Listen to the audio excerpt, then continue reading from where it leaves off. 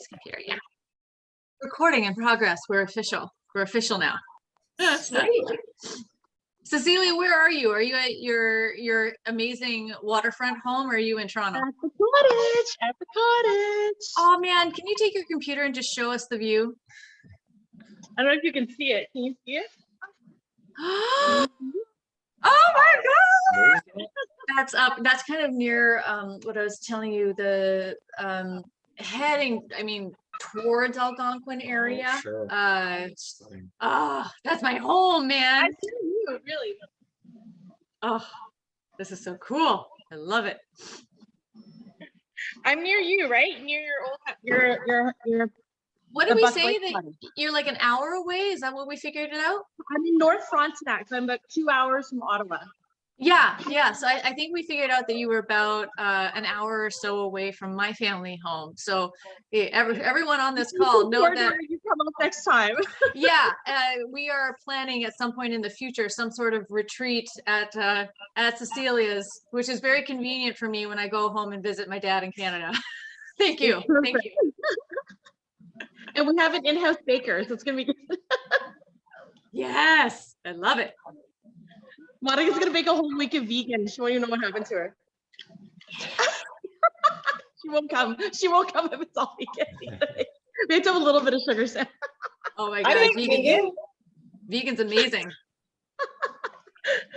I just prefer to bake with butter. But the butter's expensive in Canada. She didn't like that part. That's true. It's very expensive. She was shocked at how much. All right, should we go ahead and get started? I think so. Let's do And it. you guys can't hear an echo because I can. I just want to make sure you can. A little bit. Not bad. Yeah, it's not. Okay. It's not distracting. Okay. I was gonna say distractional. That's not a word. Just made it one. You can make it one. It's fine. I'll make it one. Yeah. All right. So, I guess I'll start by introducing myself. My name is Monica Beauchamp, and I am the owner of Busy Bee Bakery, located in St. Louis, Missouri. I mostly specialize in decorated cookies, but I do also do a lot of keto baking, and every once in a while try to throw in some healthier options when people are looking for them. And Samantha, do you want to introduce yourself? Did you say me? Yeah. Sorry, I heard cookie. Clearly, my mind is like on delicious things. Hey, Cookie, do you want to introduce yourself? Hi, I'm Sam the Cookie. My name is Sam, and I am the owner of Samwise Coaching and Hypnosis. I'm a personal trainer, health coach, and hypnotherapist, and I'm joined here by my boyfriend David, who's also a personal trainer. And he and I are going to be, I'm including him now, he's officially part of this. He and I are going to be available to answer any health or weight management questions once the cupcakes are baking. But essentially Lisa Barker wants to enter. Look at me being an awesome host, paying attention. Anyway, so basically what I help people do is I help them have a sense of control around food again, because there are plenty of things in this life that are delicious. We want to be able to enjoy our food, but we also don't want to be afraid of sugar and things that are delicious. So I help people stop eating emotionally and feel in control. So we're going to answer any questions pertaining to that a little bit later. Welcome, Lisa. Glad to have you. We're just about to get started here. I'm going to toss it back over to Monica so we can get baking. All right, so you guys are going to need your mixer. So I will ask that you use the mute button when you're mixing, because it will just get really loud. But hopefully everybody can see my mixing bowl and me. Sorry for all the technical difficulties. Zoom and Facebook do not seem to like me lately, so need to look for another option, I guess. Lisa, I'm so glad you asked about the beet. You don't even have to worry about it. Here's the thing, I'm kind of a little bit of a food nerd, but traditional red velvet cupcakes never were intended to be red. We just, I don't know why it morphed into that. So traditionally red velvet cupcakes get their color from, which is just a tint of red, from an interaction between vinegar and cocoa powder. It's crazy. So how'd that And happen? even though we use cream cheese frosting a lot today, that also was not traditionally what they used for red velvet. But like I said, I'm a bit of a food nerd, so you can. Do you have any vinegar, Lisa? And you can unmute yourself. It's totally fine. Did you say vinegar? Yes. Oh yeah, I have vinegar. So you can use like try to decide. You can use like a teaspoon of vinegar and cocoa powder, and it should give you that reddish tint. And you don't have to worry about the beet. The pureed beet just gives it a little bit more reddish color, or purplish. Okay, so I took this recipe, and usually this is my keto recipe, but we're not using swerve today. We're going to use honey. So I'm going to make it just like I do my keto stuff, except that we're using honey instead. So I use avocado oil. I actually use avocado oil in all my cupcakes because I like the lighter flavor. And it's a good healthy oil. So if you're ready to get started, we'll do that. You said olive oil works just as well, right? Yes, that's totally fine. Most people don't have avocado oil, I've found, but I have a giant jug of it actually. Does olive oil leave it, you know, sometimes when I've baked with olive oil in the past, it tastes really olivey for olive oily, for lack of a better word. How So do you prevent that from happening? Is it just the amount that we use? So olive oil is a heavier oil, which is why I don't prefer it, but I have used it in keto baked goods. Nobody has said that it tasted like olive, thankfully. And we're only using 2 tablespoons. So that's not much.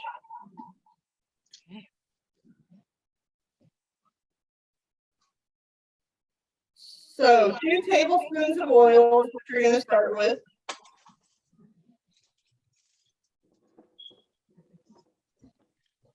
Monica, did you say it's a cream cheese frosting that we're putting on today or no? No. Okay, I was gonna say, I was like, I didn't see that ingredient. Oh no, No. the cupcakes are ruined. No, we're going to make a honey buttercream actually.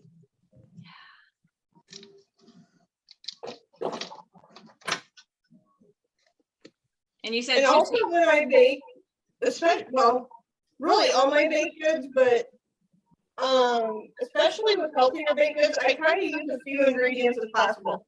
So you know, this doesn't have a whole lot of ingredients, and it doesn't have a whole lot of extra stuff that you wouldn't normally use. So 2 tablespoons of oil and half a cup of honey is what we're going to start with.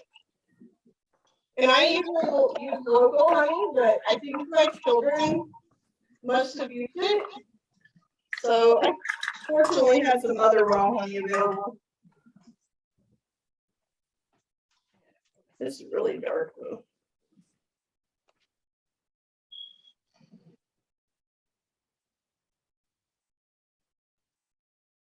I love using local honey for all its health benefits. And I found a beekeeper about 10 to 15 minutes from me.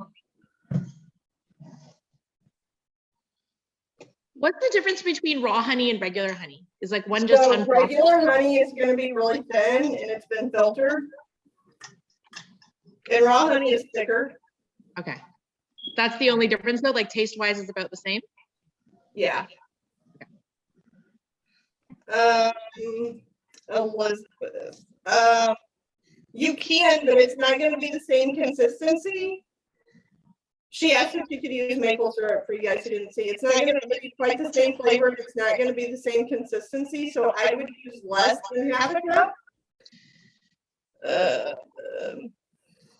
Trying to think. I would say this is just off the fly, but I'm going to say use like half of that. So use like a quarter cup. What about agave? You could probably use that. I actually don't care for it, but if it's something that you like, I'm sure you can substitute just about anything. Is it the same consistency though, like with the maple syrup?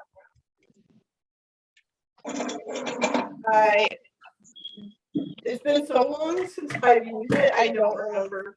You like these challenging questions we're throwing at you? I love it. I wish I was more prepared. And we're gonna find out because I just learned that we left our honey in Washington State when we moved to Minneapolis. And I was like, well, we're gonna use agave today. It's a thinner consistency, right? Yeah, compared to what you just described with raw honey, I think, yeah, definitely. But I just poured in half a cup. And you know what? This is all about experimenting. You can also add more. So you can also add more flour at the end if you need to. Yeah. All right. So I do 2 tablespoons of oil, a half a cup of honey, and 4 eggs.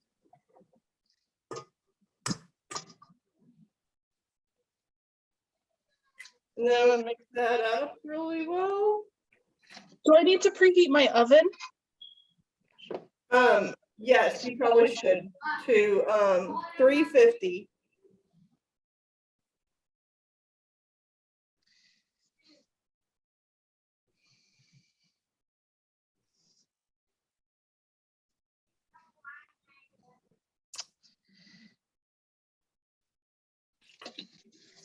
And that was one of those rare times that I cracked my egg into the bowl and got a little bit of eggshell in there, so got that.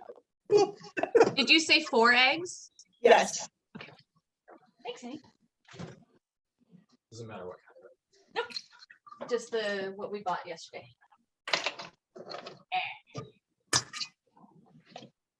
You wanna? Yeah, we can both crack them.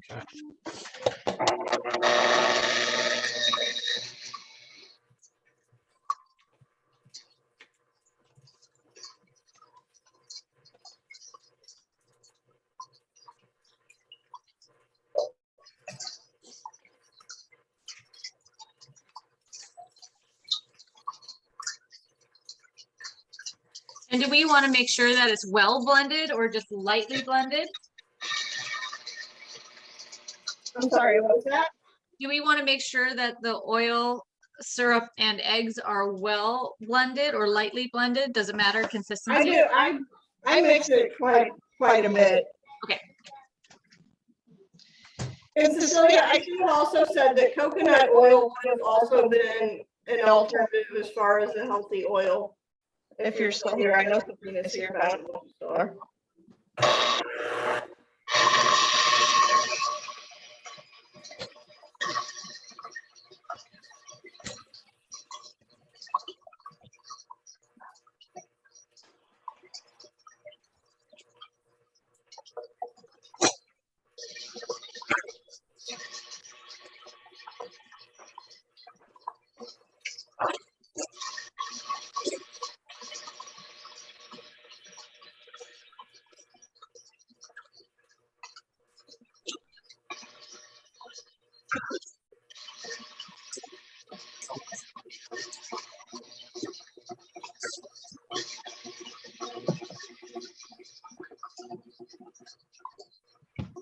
Can you get a plate?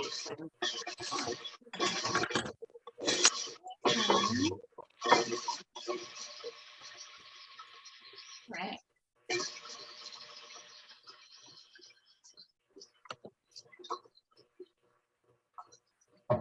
Oh, I thought I was on mute. Sorry, everybody.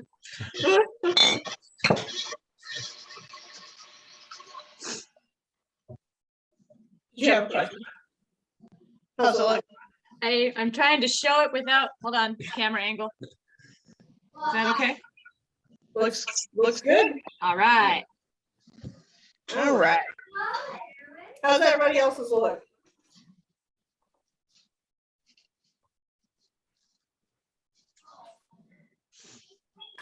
Here's mine. Looking good. Kind of bubbly. Yep, that's how mine is.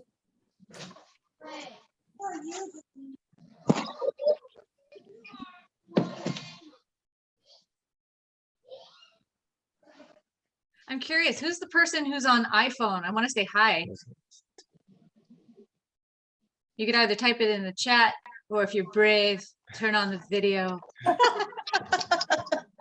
Be brave. Be bold. It's Sunday morning, I get it. I only showered right before this video. Okay, so I'm just gonna use a couple tablespoons of my beets, and I'm gonna be honest, I don't usually use the liquid, but I did not cook mine long enough. So I didn't have enough to puree. It had a little bit, but I used some of the liquid today, which is fine. But it's gonna give it a nice, pretty reddish color. So are we supposed to pre-puree the beets? I only cooked mine. You better get to mashing and puree them. All right. I actually run mine through a metal sieve to get them as close as possible. But if you have a way to, I don't have a food processor, so that's why I do it by hand. Yeah, let me just hold on. Try it really quick. And this is one of those things I kind of eyeball. So if I don't feel like it has enough color or whatever, I just go back and add more. And by the way, this is one of those recipes, do not use pickled beets. Just beets that have come from the ground are perfect. I'm gonna use some red food color. That's totally fine. Or you don't have to use any. Like I said, original red velvet didn't have any kind of food coloring. My son says blue, so maybe we'll do blue. My husband doesn't like chocolate, so I think I'll leave out the cocoa powder. I love a nice Valentine's cupcake. It's awesome, Lisa. And I have actually made my own vanilla. I have extracted my own vanilla. So that's what I'm using today, but you'll want a teaspoon of vanilla in there.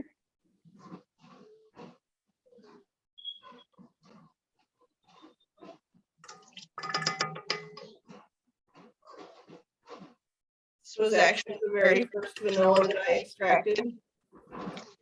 And I might even split one of the vanilla beans open and use some of that in the buttercream. We'll see. Our vanilla's gonna be ready soon, Monica. It's almost been a year. What's that? Our vanilla's gonna be ready soon. It's almost been a year. Yeah? No, September. September, I'm pretty sure. Sabrina says August. You wanna argue with my child? You told me. Well, August or September, neither one are here. This is February. Are you gonna tell my beet story, you guys? I was like, I think I did. I said don't use pickled beets.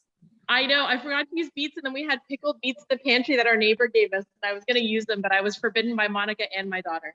Apparently that is not gonna work. I mean, you can try it. I'm gonna get kicked out of the cottage if I do that, Monica.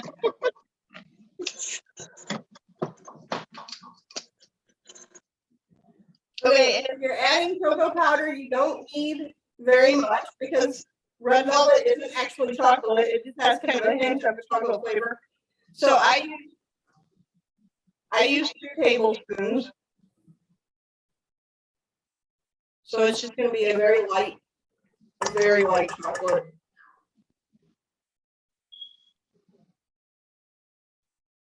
If you're making a vanilla, you might want to add more vanilla. Maybe like 1 more teaspoon, do you think? I think you should measure vanilla with your heart. So Okay, I'll measure with my heart. the more the more the better.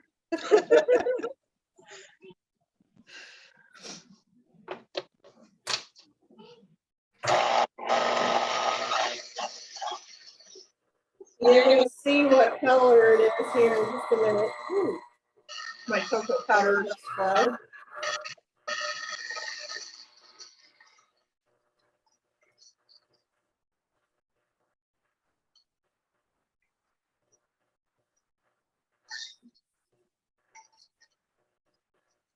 Hey, you guys, if you have paper cupcake liners, Sabrina's put little balls of tinfoil together and she's putting them in the top so that they'll come out, they'll bake out like hearts. Okay.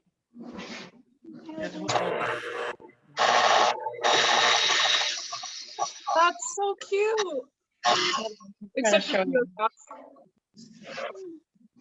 Wait, hit it. Hold on.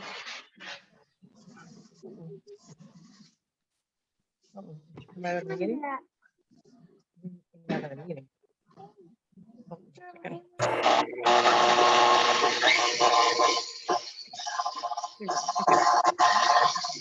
So you can turn it around.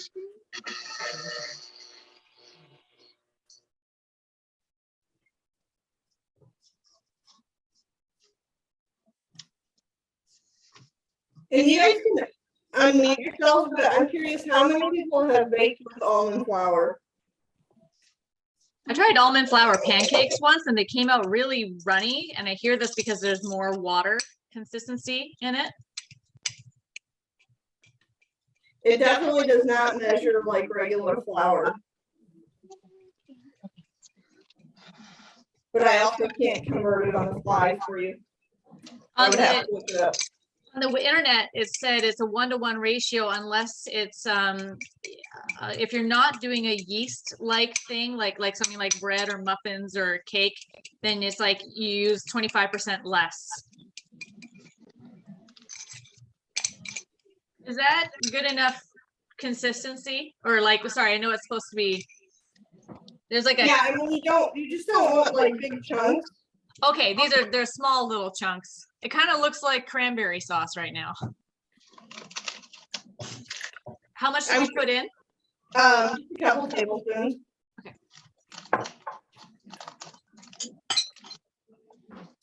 Pretty much the whole thing, I think. A couple is 2 or 3 to you. 2. Okay.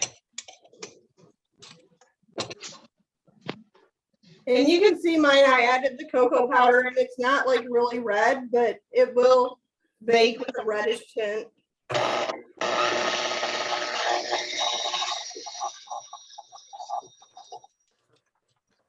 Yeah.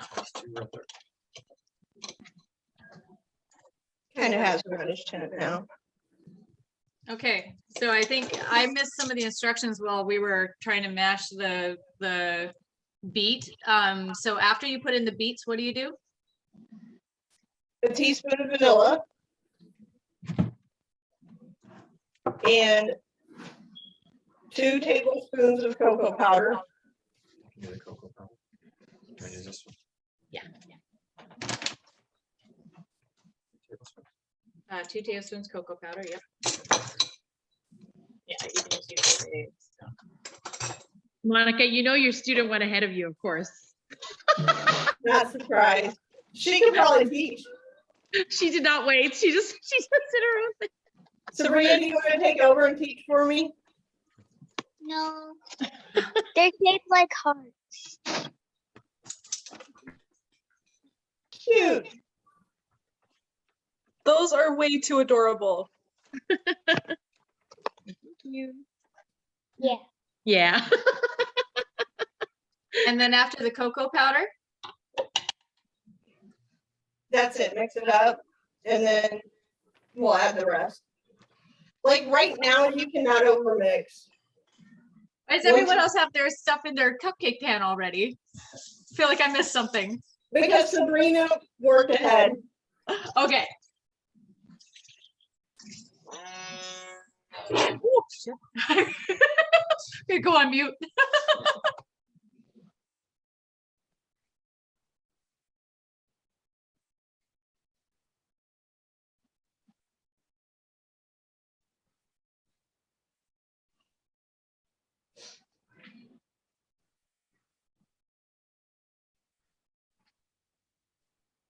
And if you've never baked with almond flour, it does not raise like when you use regular flour.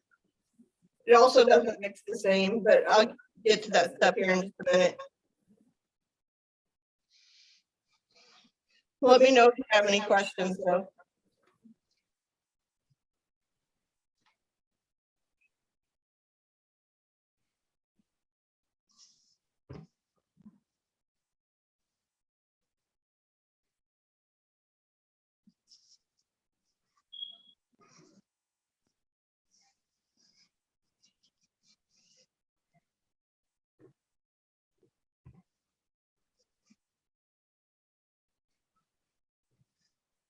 And almond flour is what I use when I bake keto baked goods, so I'm pretty accustomed to using it.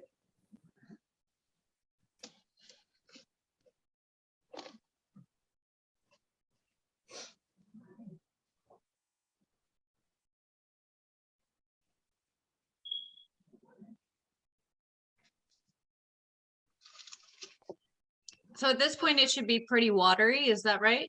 Yeah, because you haven't added any dry ingredients. Okay. Yep. All right.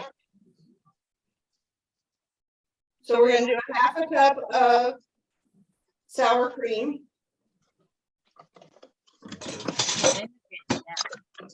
Which you can just mix in lightly.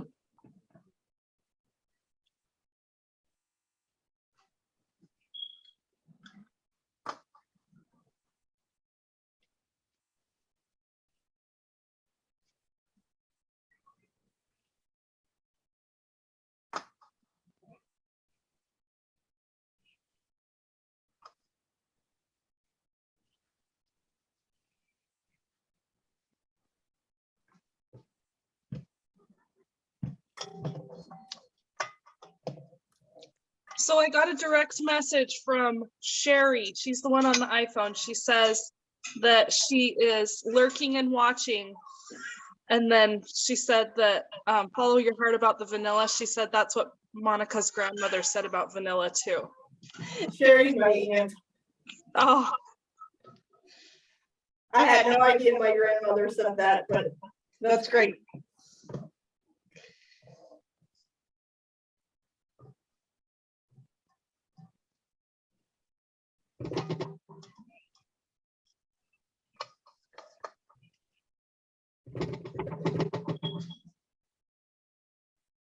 All right.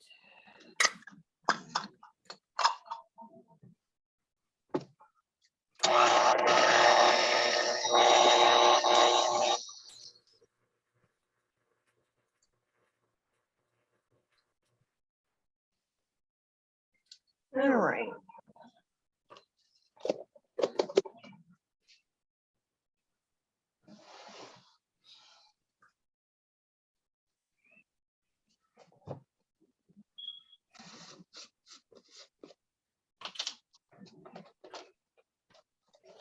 Once you've got the sour cream in there, we're going to do a teaspoon of baking powder.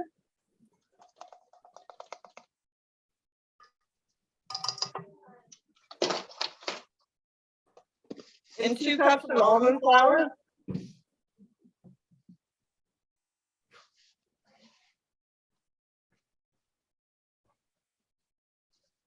How much sour cream do we put? Half a cup. Okay, thank you.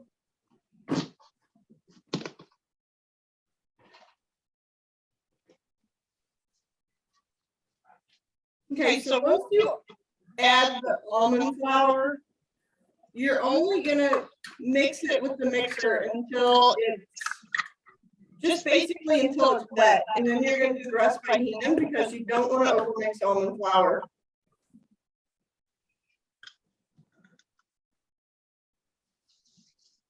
That's correct.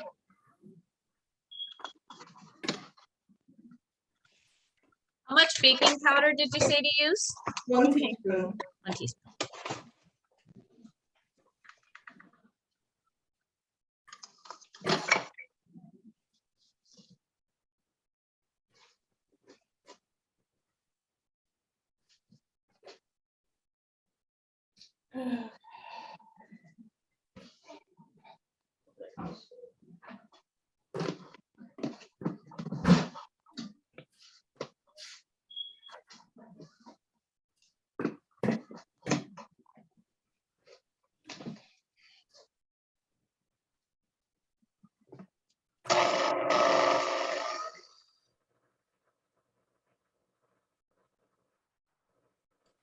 Did you say to blend it lightly, like make sure that, or was that just for almond flour? I can't remember what you That's said. once you put the almond flour in.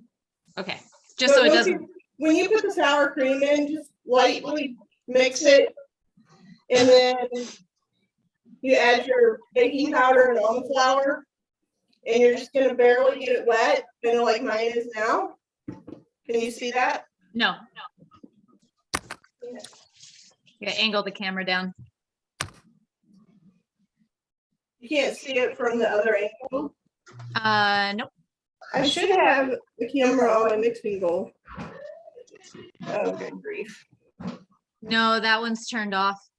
Yeah, there is a screen that says Monica Beauchamp, but it's just blank. I wish somebody would have told me that a while ago. Here.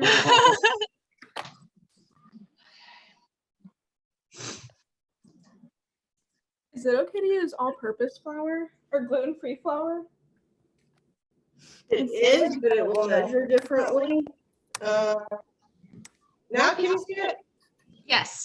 Okay, so just light, it's am I right in thinking that looks a little bit clumpy, or is it? It does right now. I'm gonna mix it by hand a little bit. Okay, so get it to the point where it's a little clumpy and then mix by hand. Yep. Okay. Because you don't want to overmix it. Okay. Yeah, so you can definitely substitute all-purpose flour. Do you know what I don't know the exact version. I would see what it looks like with 2 cups. And you can always show me and I'll let you know if it looks like it needs a little more. Okay. But in answer to your question about whether it looks clumpy, it's gonna look grainy because it's not as well, just because it's not refined like all-purpose flour. If that makes sense. I think mine probably needs more flour. But I'm also in high altitude. I'm in Utah where it's like 5,700 feet. I don't know if that affects it.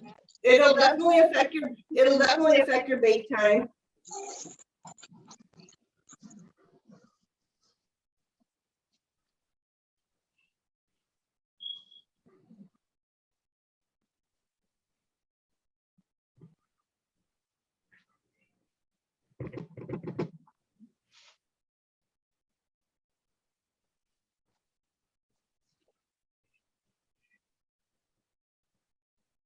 So I just mixed in 1 cup of just regular flour, and here I'll show you what it looks like. It's gonna be an awkward angle because I'm on the computer, but wait, hold on. Oh shoot. Looks like that. Is that? Can you put a spoon or a spatula in it so I can see how Yes. thin or thick it is? Like that. Like, hold on.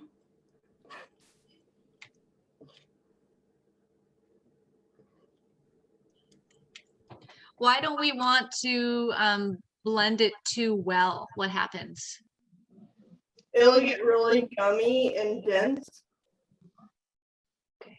And we try to keep the cupcakes as light as possible. So mine looks like that, but I use real flour because I didn't have enough almond flour. So it's a little clumpy. Can I continue mixing it? Yeah, you can just mix it by hand.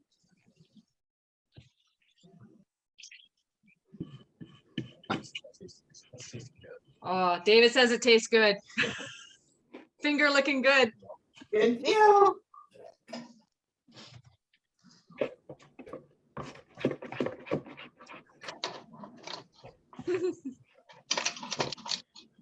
Elizabeth, how does yours look?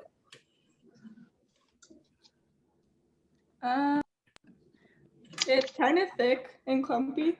So mine's pretty thick usually, so it's fine. Okay, thank you.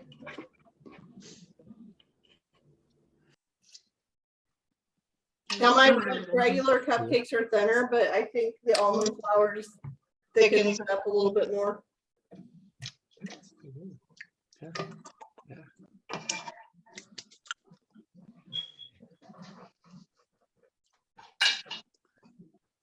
If we don't have cupcake liners, do we just line the pan with butter? Sure. Yeah. And do I need to, or like I don't? Otherwise, they're gonna stick, right? Yeah, I would do something. I would put something in there. You could use oil, you can use butter.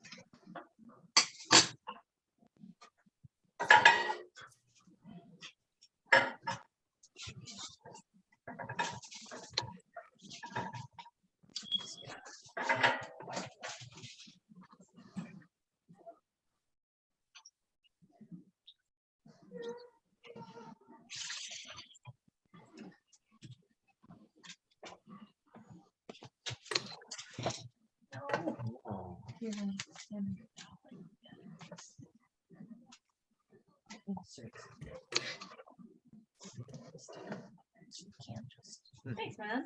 Good idea. Are there any more ingredients? Or is this the last one? That's it. Flour's the last ingredient. Okay. We're coming up with a new idea. Instead of like actual traditional cupcake like sleeves or whatever you call those things, we're just cutting up some what is it, wax paper, parchment paper into little squares and putting them at the bottom, and then That's a good idea. Yeah. Yeah, that's a good idea. That's how I line my cake pans with parchment paper. But I know at first you said wax paper. So I'll just throw this out there. Parchment paper and wax paper are not the same. And think about a crayon when it melts in the heat.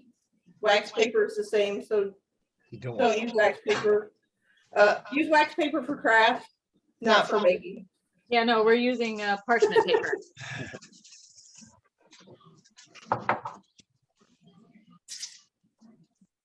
Yum.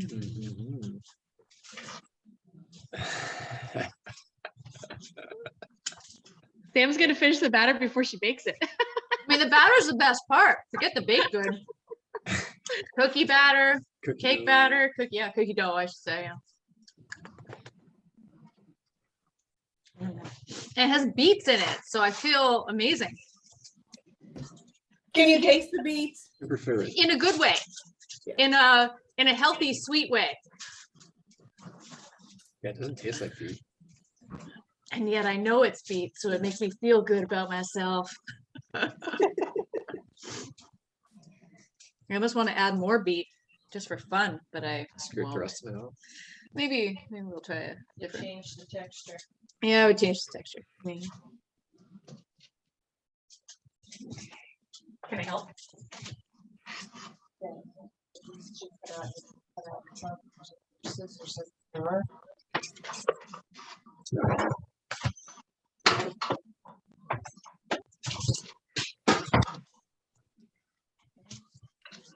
I know I've been baking my red velvet cupcakes with beets for a long time, and usually people scrunch up their face when I say that, but everybody has loved them.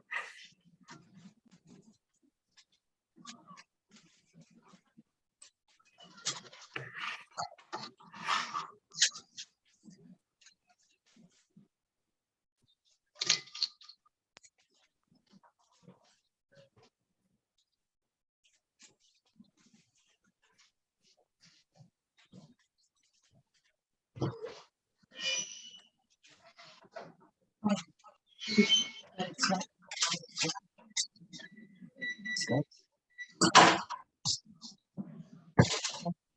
then you'll just pop them in the oven for 20 minutes.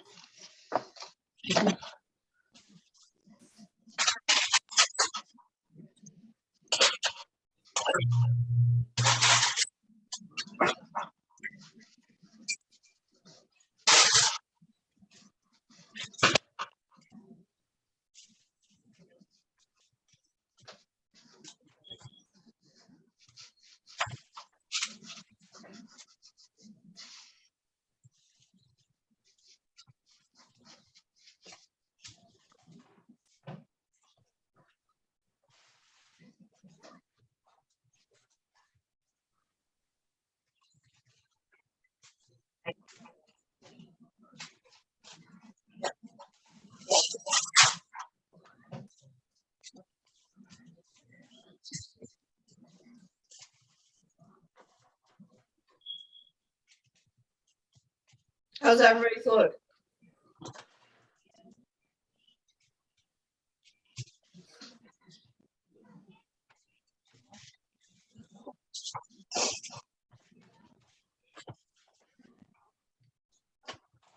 I had to throw mine in the oven super quick so I could nurse my newborn baby. But mine don't look good because I put that blue food coloring in, so they look the color of avocados. You put blue in it and it turned green? Yeah. Interesting. You want to Well, grab a spoon and you do your side and I'll do mine? They'll be like St. Patrick's Day cupcake. Yeah, St. Patrick's. Probably because of the yellow yolk, because the yolks Right, yeah. yolks in there. Yep. Monica, how high up, when you're spooning the batter into a cupcake hole, how high up should it go on the hole? I actually just use my tablespoon to measure, and I do 2 tablespoons in each holder. At least for baking with almond flour, because they don't raise like regular cupcakes will.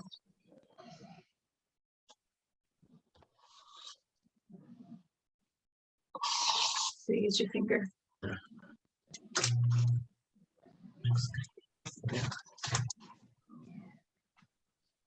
And even if they do raise, they'll like flatten it. They'll flatten down once you take them out. I might be in trouble because church starts in 15 minutes and I just put them in the oven. Oh.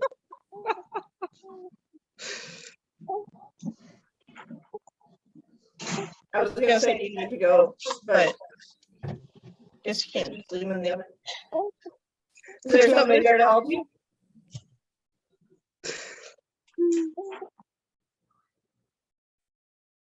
Did you ask a Is there somebody there that can take them out for you? Nope. No.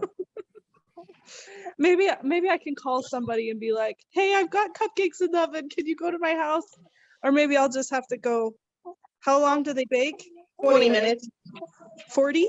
20. Oh, 20. Oh, I might be able to do it.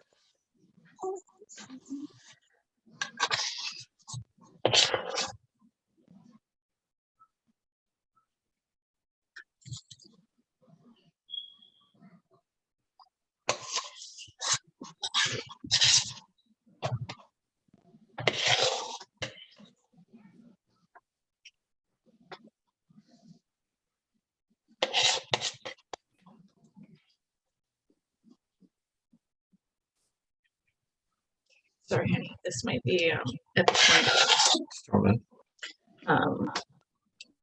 It's kind of. Here, I think one person at this point might be easier. Just because. And then once you pop yours in, Sam, you can take over if you like. Answer everybody's question. Woohoo!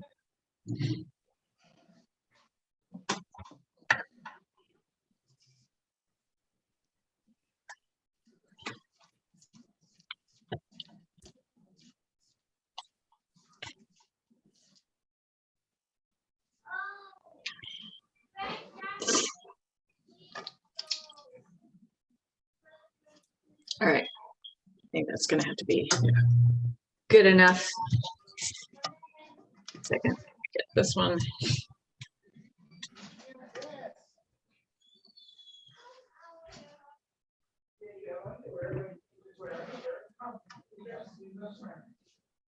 Okay, go ahead. Pop them in, babe. I'll be right back.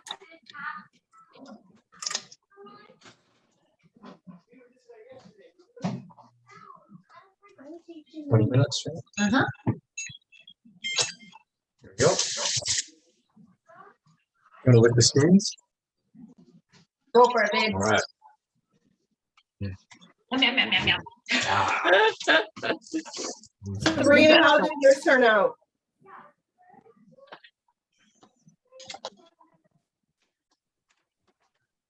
Maybe they left.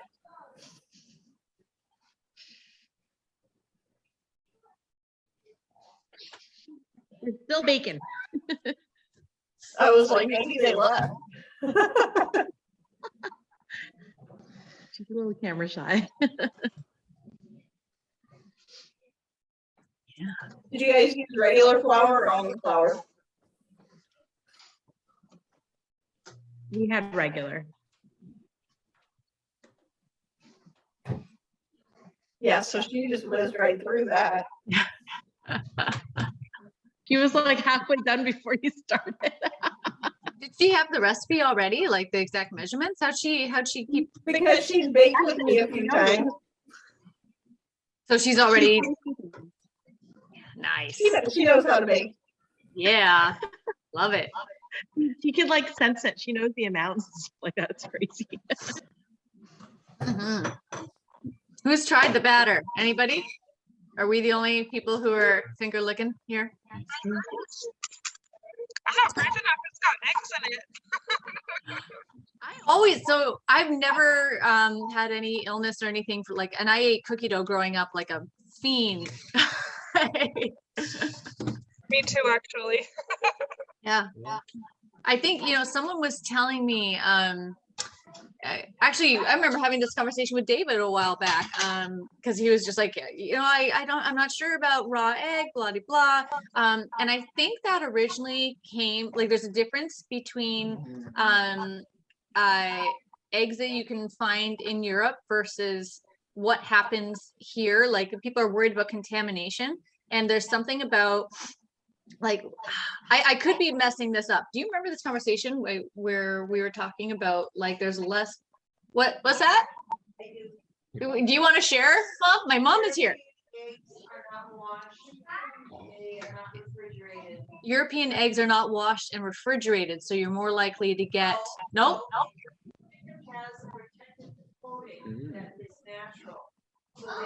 Wash that off on the exterior of the egg. You don't wash that off up there. So your eggs are safe if they're unrefrigerated. Over here, we wash the coating off. So we have to refrigerate. So we stand more risk of Oh. too, because there's no protective. Can you guys hear any of that? Yes, and she's right.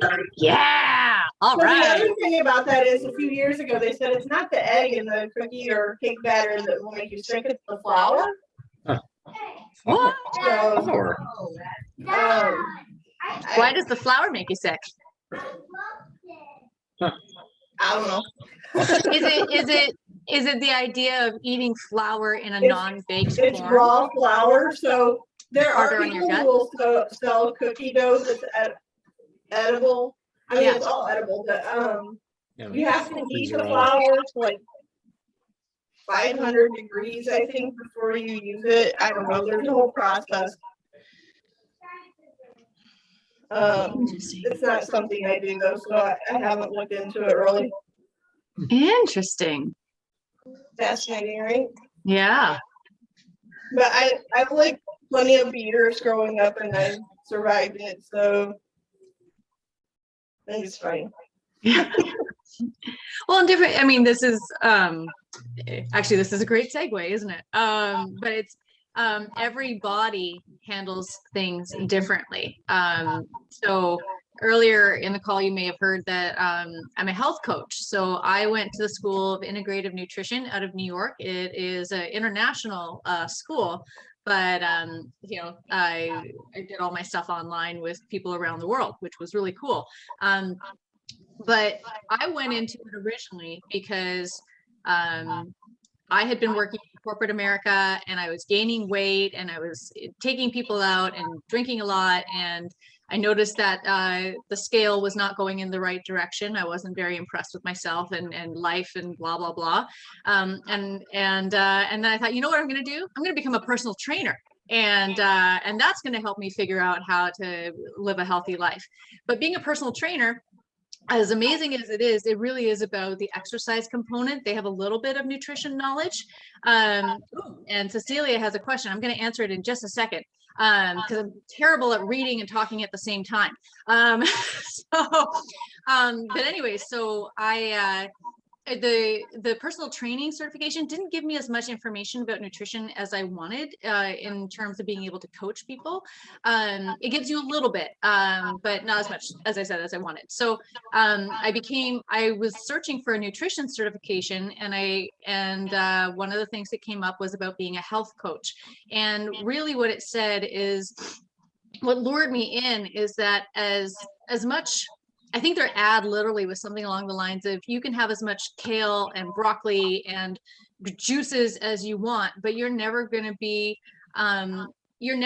quote unquote healthy unless you are actually looking at all the other things that feed your soul. That's your relationships. That's your career. That is your spirituality, it's your physical activity, it's your home environment, it's all these things that really add to our own happiness in our life. And I was like, oh my God, she's right, or he's right, whoever the leader was. So that's kind of what got me in, and I'm segueing here because I went in because I wanted to help people learn how to eat right for their body and fix the stress that was contributing to them making them want to eat. And one of the first things they taught me was that there's no one diet that's right for everyone. One person's food is another person's poison. So what if keto works for one person, it might be someone else's horrible death to another, right? And for some people, going grain-free and all of that is right for their bodies. Other people can have eggs and dairy, and for us to sit here and tell you what to eat is a disservice compared to helping you learn what's right for your body.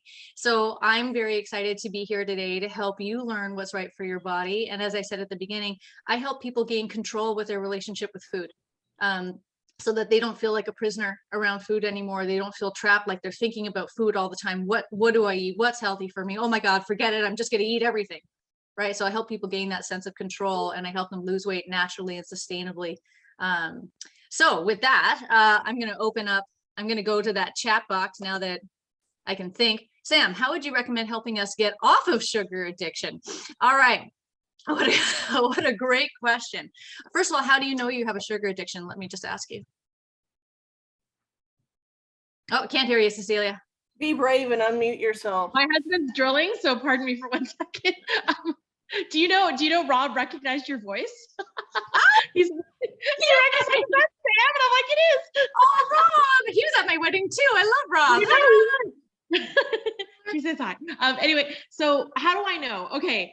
I call it sugar addiction, but like I can't, for example, I have to have like sugar, or like I use raw sugar, but raw sugar or honey in my tea every morning. Like I know that I like sugary snacks when I'm stressed out. So, I mean, I call it addiction, but like, you know, it feels like I have a dependency. Like I wonder what my life would be like without sugar. You know what I mean? Like, and I worry that like, I'm going to really, and I know I have to cut it out or cut it down or substitute or whatever, but like I do, and I did it for a while. Like, you know, I sort of did it for a little bit, but you know, I hate the taste of stevia. Like part of me is like, can I replace it with something that would wean me off of it in a way where I could convince myself that I'm still like, you know, I'm still okay. You know, it's funny. Yeah. David's sitting here going, yeah, I hate stevia too, Sam. Yeah. I love stevia. I'm like, yeah, give me some stevia. So I think I heard you say something that's really, really profound. And it's like, when I'm stressed out, sugar makes me happy. I wasn't exactly those words, but earlier you were just felt like I have to have sugar. Because I heard you say an emotion. Is that right? Yeah. Yeah. And I think also it's like a temporary, like, because this is the other thing, and this is the reality of my life right now, is I work. I don't take the time to move around. I know what my issues are 100%. Like, I'll be very clear, right? Hi, Lisa. I know that I will depend on whatever's handy to eat, like, especially when I'm working. I won't take the conscious time to like prepare food. Like, I'm gonna throw fish sticks in the oven, or like Easy. fries, or, you know what I mean? It's like almost like kiddie food, I want to say, because that's just what's handy and what's quick. But like, do I take the time to like prepare a salad or anything like that? Absolutely not. That's number one. Number two is with sugar, it's like sometimes I'm tired because maybe I'm working too much or whatever, or don't have enough rest. And so the sugar gives me like a temporary almost pick me up. Yeah. So, and that's what I want to focus on, is sugar produces dopamine in the brain. Dopamine is that happy hormone. And when you are born, we are trained to like mother's milk is sugar. Babies are drawn to it. If it wasn't sugar, we might not be as naturally biologically drawn to it. So from birth, you have been conditioned to want sugar to eat. It's a pleasurable thing. And then throughout life, more than likely, sugar has been involved in celebrations. It's been involved in Super Bowl parties and Valentine's Day and all these sorts of things. Monica, you're saying in the same way, I was up for the last 2 days baking and I ate 2 meals in the last 2 days. Oh, I can't read all of it. Hold on, wait 1 second. I know that's not healthy, but I get in a zone of working and that's all I'm focused on. Yeah, and so there's 2 things I'm hearing here. One is lifestyle, which is finding the time to pre-plan, right? And then there's sugar addiction. So 2 different things. I'm going to tackle them both separately. So let's start with sugar addiction and that immediate perk that it gives you, that dopamine buzz, that hit. So when I work with clients, most of them have some sort of sugar addiction, right? It's what they go to feel better immediately, or to give them that quick little energy burst that they need. The issue is, though, that's not what their body's actually asking for. Most of us are eating emotionally when we're looking for sugar. We want to be happy, or we want to have energy. And the problem, that wouldn't be a problem, right? Except for typically, if we're doing it all the time, then the scale starts going the wrong direction. We see health related issues, blah, blah, blah. So what I help people do is I help them say, what is it that your body is actually asking for? What's the emotion? What were you thinking? What were you thinking? That's not what I mean. But what was the thought that was making you feel that way? So Cecilia, maybe there's a specific example, but typically for most people, I'm going to give some examples here. Most people are going to go for sugar when they're feeling stressed.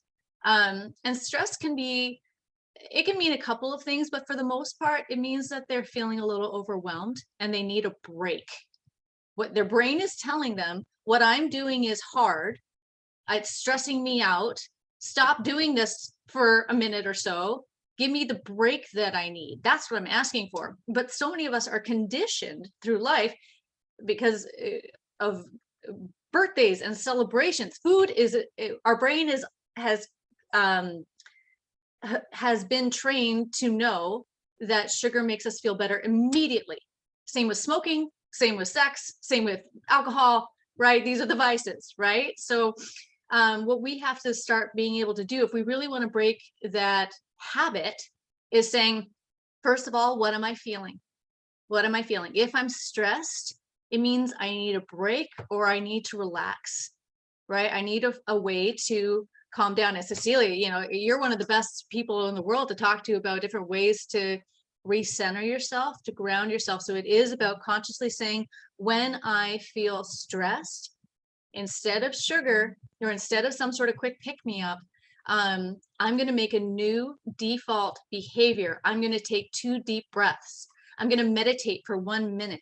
I'm going to get up and walk 30 seconds one way, 30 seconds the other, maybe 5 minutes of something, right? Whatever you have time for in the day. If you are trying to break sugar addiction, you have to understand what the emotion is that's driving you to want to do it. and then to meet the need of that emotion. And sometimes that's where I come in and I help coach people, because oftentimes there's multiple different reasons. And so we create new default behaviors for what is typically very common. They typically have a pattern of 3 o'clock itis or late night eating or something like that. Yeah, so substitute sugar for meeting the emotional needs. Did that answer, is that a good answer for the sugar addiction? Yeah. That's a great idea, because you know what it is? It's like in my mind, it's like, I'm going to substitute the sugar, but I have to put something in my mouth, right? Like I have to like eat something else sweet to substitute the sugar. But what you're doing is reminding me that if I meet the emotional need, I don't have to. You're not going to have that craving in the first place. Yeah, I don't have to consume anything. I think that was my, that actually clears up so much for me, because I really felt like maybe in my mind, the stuckness of I have to eat something in place of the sugar, but Right. now I can do something in place of the sugar. Right. Which is cool. Yeah. That's awesome. That's super Yeah. helpful. Thank you. You're welcome. And then, okay, so second part was about timing, right? So many of us, and I know way too many people that don't eat all day because they're so focused, they're so hypnotized on what they're doing. And I know all about hypnosis. That's when you're so ingrained in something that hours fly by and you don't even know. So you become so ingrained, but you're completely missing out on any previous hunger cues or anything like that. And then it's late in the day and it's like, oh my God, I have no more energy left. I'm tired. What's quick? Right? What's convenient? So that's where we have to look at your schedule, and it really is about meal prepping. It's about, what I like to coach people is, I want you to have healthy food available at all times that's really easily accessible. So that might be little tiny Tupperware things. Hold on.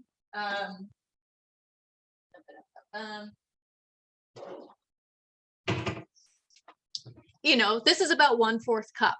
If you can set aside little Tupperware things of 1/4 cup of almonds to have with you throughout the day, so that whenever you get a hunger cue, you're like, hey, stomach, I'm going to listen to you. I don't have time to cook a meal right now, but I can feed you a couple almonds. And 1/4 cup of almonds is about 170 calories. That's a lot of good, healthy brain energy. It is a very quick tide over. Now, what I'd like to be able to, what I work with people on, of course, is eventually having those meals and that are ready to go, that you don't have to cook, right? They've been pre-made at some point earlier. And that can take a little bit more planning, looking at your day, looking at your week, right? But really having that. I like that. I'm thinking, like, you know, even if I do like those sheet pan meals with, like, you know, sweet potato and like chicken breast and broccoli or whatever, I make it all in advance and then I just parse it off for the week. Those salad And I have jars that to are reheat. pre-made that you see all over Instagram, I mean, they're a great idea for a reason. But it is about sitting down and doing it. And sometimes you can get the family involved in the meal prep. Sometimes, you know, depends on the family, right? Not every kid is going to be really into that. I'm going to read this from Monica, 1 second. I used to drive a lot and that's what I did. But now that I'm home, most time in my head, I didn't need to do that meal prep, but I definitely need to take a day to prep. Yeah. And that's, you know, it's funny because I don't even want you to think about taking a day. If you were to make a pot of rice, and again, I'm not telling you to eat rice. I don't know if your body can handle rice, but there are lots of foods that you can make in bulk ahead of time that don't take much time. You know, to be able, if you have your pre-chopped vegetables, if you have your beans, if you have the hearty rice that will sustain you, the chicken breast, you know, maybe Monica can share some. I know Monica's into baking, but maybe you can share some tips for really quick chicken breast recipes.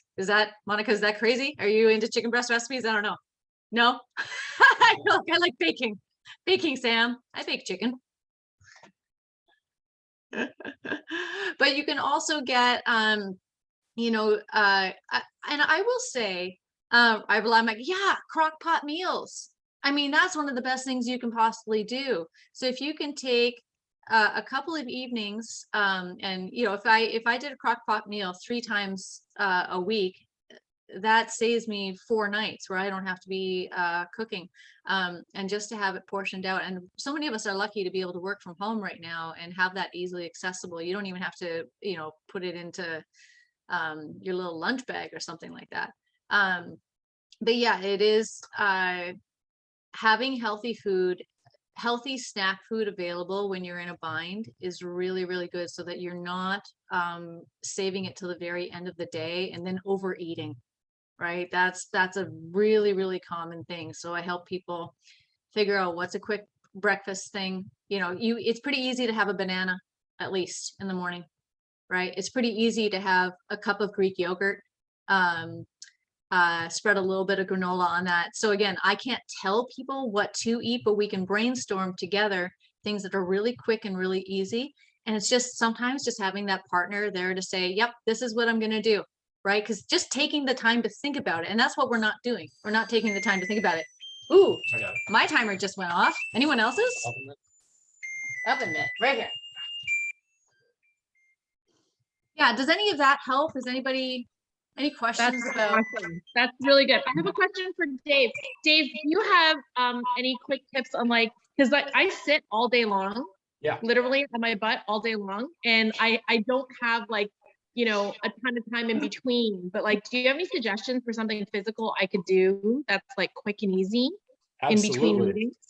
Absolutely. So one of the best things you can do is just get up and move every half an hour.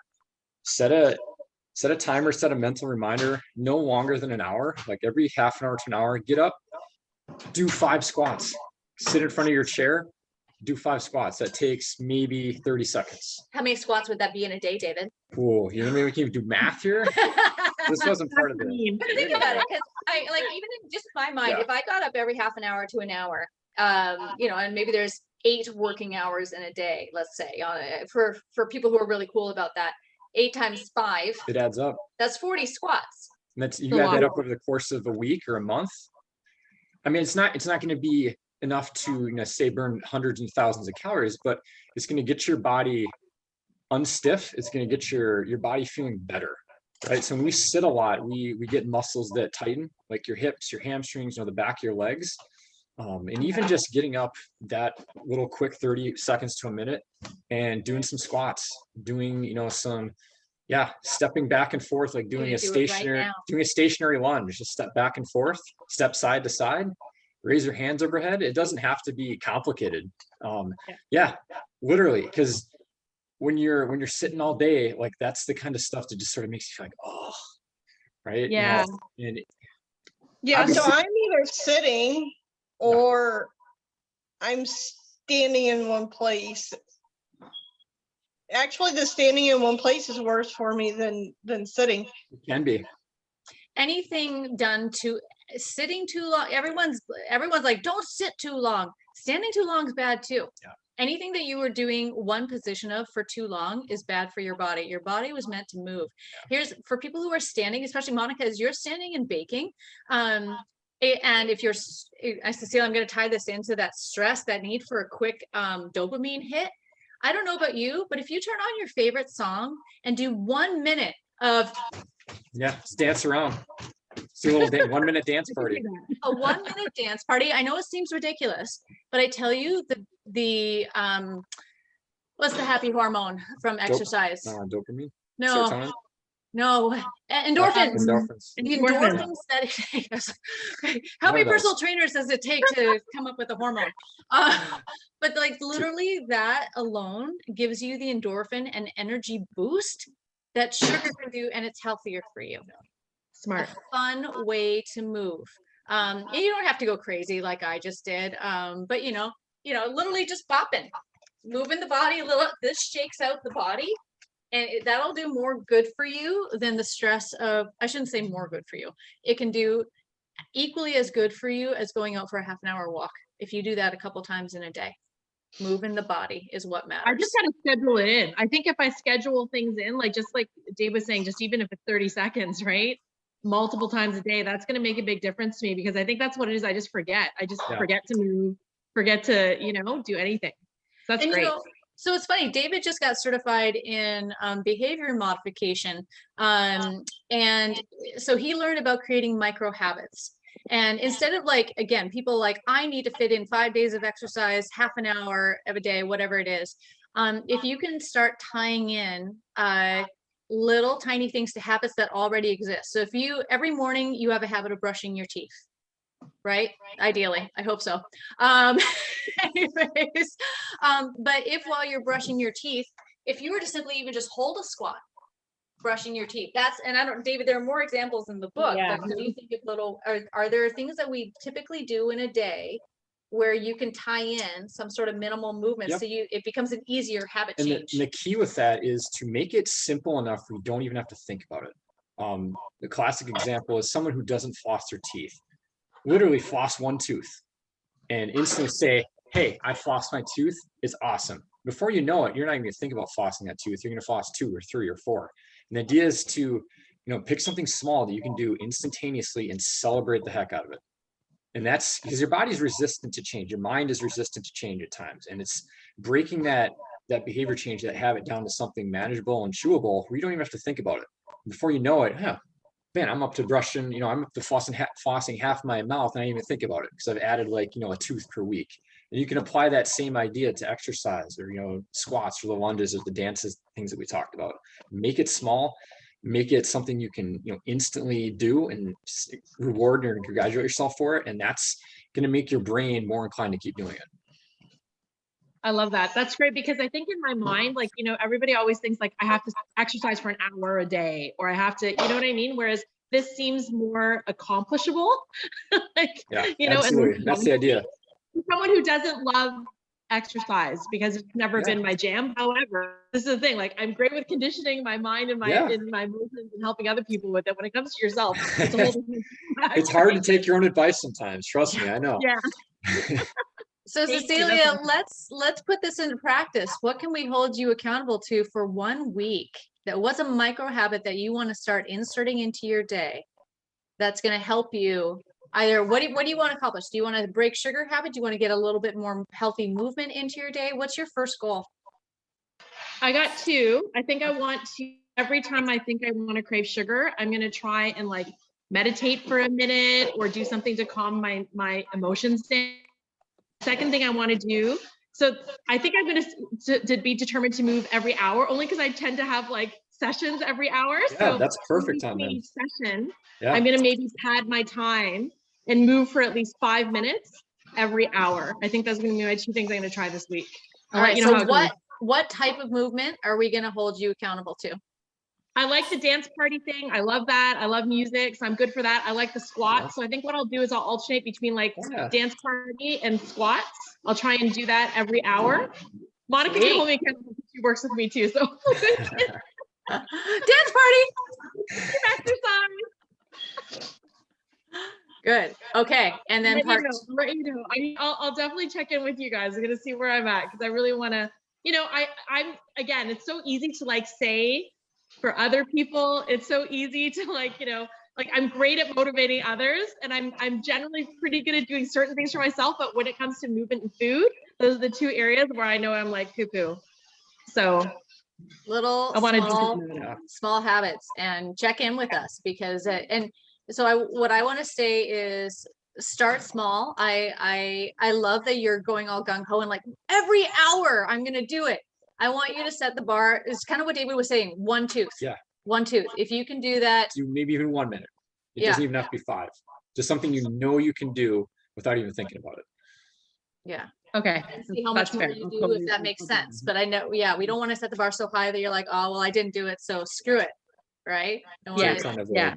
So easy. Accomplishable. Yep. Once a day at least. Well, I got the 2 of you on my back that I'm gonna have to really stop. True.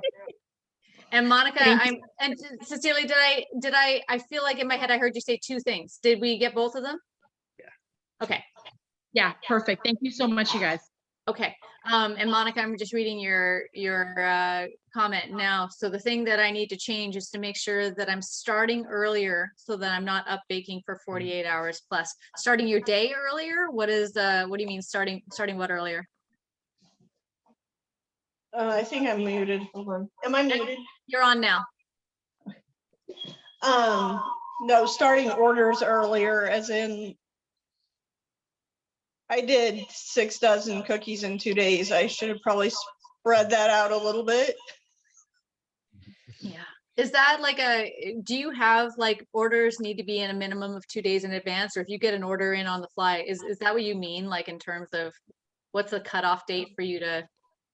Well, I tell people I need 2 weeks, but I don't ever actually adhere to that. Yeah, so something to start working on for you internally to know when is my actual cutoff, so I'm not overcrowding my plate. How, I think that's true for me and Cecilia too. It's like, how many clients can we take in a day or at once, so that we're not in a position where we are overworking ourselves, right? And that's so working smarter, being able to uphold your boundaries, so that you have a good work-life balance, essentially. Yeah, I have 15 dozen cookies due between now and March 12th, with the potential for more. So I just have to figure out like how much I can actually take on without it being too much. Do you want an accountability partner? Is that something we should hold you? Because it's funny, like we're having this conversation now, right? But oftentimes we have these conversations, and unless we hold you accountable to something, it's just like, well, we talked about it, but I just got back in my old routine. What's the action? So Monica, what can we hold you accountable to after this conversation? Because me and Cecilia are going to be checking in on you. Oh, she already tells me to sleep and all that good stuff. So I just don't listen very well.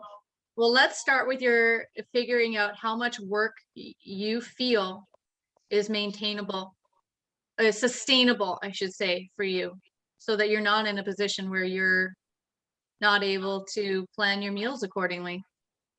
That's my big struggle. I've never been able to figure out like what's too much. I figure out what's too much after I've started. Yeah. So have you? And I'm like, it's too much. Okay. So let's think about, how about, Cecilia, do you ever have any suggestions for people because I'm sure you work with people on this all the time when it comes to their work-life balance, yeah? You know what, Monica, because Monica also works with us too, so it's totally one of those things where we're trying to hold each other accountable. It's like, I see you should be sleeping, put the phone down, don't do the work, like that kind of thing, where we're sort of watching out for each other. But I think one of the biggest things is like, because of Monica's profession as a baker, it's calculating the amount of time it takes to do a certain number of orders.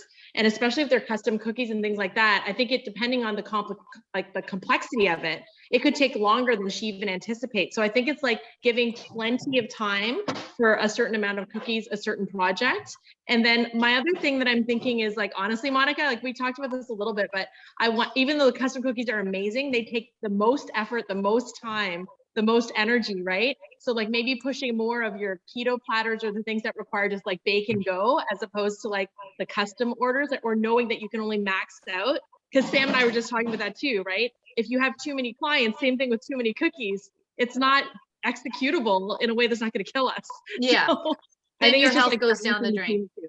Yeah. And the sleep thing is a big issue, but also like, to be fair to Monica too, she's a very busy, super busy mom, right? Of 2 very busy boys. And so it's like when they're home and they're awake, she doesn't really have the opportunity to bake like she normally would, or decorate like she normally would. So, that'll be a goal at some point to like get some childcare situation going or something, and at a normal hour. But she's got baker's hours. So I think the part is the exhaustion comes is if we're baking at 2, 3, 4 in the morning, the body just isn't like able to get up and move and continue ad nauseum. So I think that's part of the tiredness piece.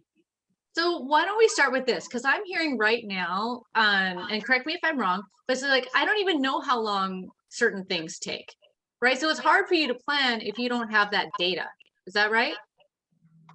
I mean, I know approximately how long,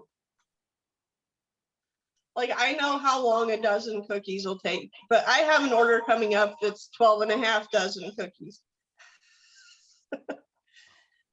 And realistically, I know I need to start now. Like I need to start with prep now. Okay, so we need to get off this call. But now is in tomorrow, because I just finished 6 dozen and I didn't sleep for over 48 hours. So Yeah. I'm taking the day to do something else. Yeah, rightly so. I'm curious, do you ever do any sort of like if you know in your head how long something takes? So if you know that a dozen cookies takes an hour, I don't know if that's true or not. Do you actually schedule in a calendar, I'm going to make these cookies at this time during this hour? Is that because the variability of your work life, your kids and everything? Yeah, I mean, I've tried time blocking and it just doesn't work for me. What doesn't work about it? Um, children. Okay, yeah. So what I kind of like about it compared to there does need to for you to there does need to be some level of organization that's starting to happen more consistently, because right now you're just kind of winging it and doing what has to be done when it has to be done, and that creates burnout, right? So the first step, I think, is really starting to figure out where is it possible for me to, even if it moves, if I am if I have it on a calendar, I know I have, like let's pretend I want to make cookies at noon, but something happens with the kids or whatever it is, and those cookies need to be moved to 5 o'clock. If you're working no more than 4 baking hours in a day, I think I don't know what's realistic for your business, but where you're like, I'm only going to work an X amount of hours in a day, wherever it fits in, that's where it's going to fit in. I'm flexible with my day. Does this make sense at all? That I want you, my wish for you is that you're able to go, I'm not taking any more orders because I'm at my max right now. So we need to kind of break down those steps to help you figure out what's at your max, and to start, as you said, planning earlier to get things done. So after all of that, is there anything in your mind that you're like, to start earlier, this is what I need to be doing? Because that's how we started all this, right? Which was, I know I need to start earlier. So what's going to be the first step for you in starting earlier? Well, for sure, I'm at my max, and I've turned down 3 orders in the last couple days, and I need to respond to this lady that just asked me if I could make a cake and tell her no. Yeah. Good. So I have gotten better about that, because I used to just feel bad for everybody who was last minute, and I would take their order. Yeah, no more. And I don't do that anymore. I wonder if Monica, even letting them know, like saying that all orders have to be given with a certain leeway time, especially for custom cookies, like that you have to order 2 weeks in advance to give you enough time to plan your calendar, right? Holding Because to if it. someone's calling you at the dead last minute, it's impossible, because then you're going to be scrambling anyways just to meet their needs, and it's so much work, and that's why you're staying up a lot of the night. So I wonder if it's just like putting it on your site or on your page or whatever. It's just Oh, like it's on there. like maybe, and just remind them, like, or literally just say to them right away, if you know this, it's like too soon and you can't do it, it's just like, just so you know, I need 2 weeks notice because I have so many orders, and it's great to be in demand. It actually gives an exclusivity to people getting access to you. It's on my page. I just don't stick to it. Okay, so what can we do to help you stick to it?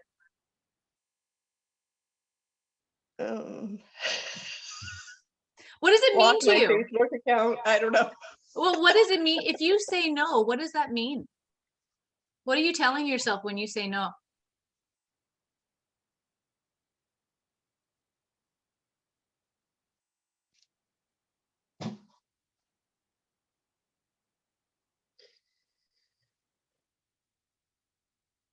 What are you afraid of? What's going to happen if you say no? I think for a while it was just me building my business, and I was concerned about turning down orders, but now I've built, so I don't really know. Like, I think it's just been such a habit for me to say, sure, I'll do that, that I don't even think about it. I still just do it. I think. Sorry, I decided I would try one of my cupcakes. Yeah. I don't hustle for orders anymore. Yeah. I don't I don't even advertise. People just tag me and post on Facebook, and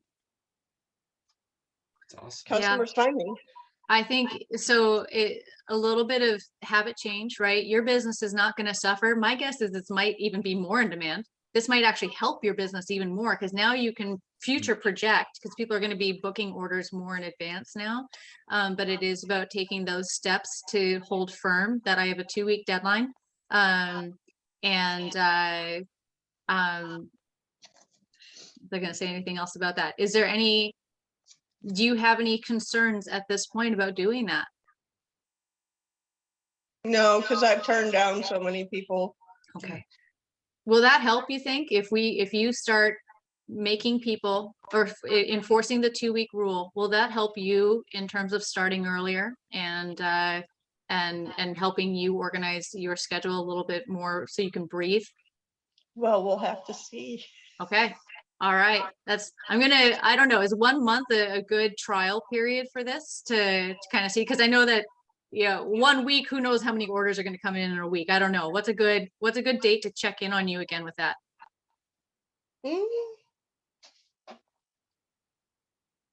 I'm not taking, I have one request outstanding, and I'm not taking any more orders other than that one. All right. Good. So. Okay. So let's see where that goes. You hear me say that I've taken an order before March 12th? There's a problem. I'm on you like white on rice, baby. I mean, I have one request outstanding, and I had told her I would make them, but that's the only one. She just didn't have a firm date. They're pretty good. Yeah, I bet they are. Cupcakes are delicious. They're delicious. They're so good. Yeah. Is that helpful, Monica? Is there anything else I know? Because we got to get you off to you need to rest a little bit. I crashed last night. Good.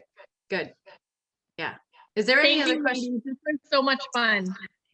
And I wonder, I forget who's on iPhone, but when watching TV in the evening, I do commercial walking. Yeah, good job. You know how hard it is? People are like, I'm going to be on the treadmill when I'm watching TV. So many people say, or they get a bike that they plan on watching in front of the TV and then they don't. Good for you, iPhone person. Does anyone know who that is?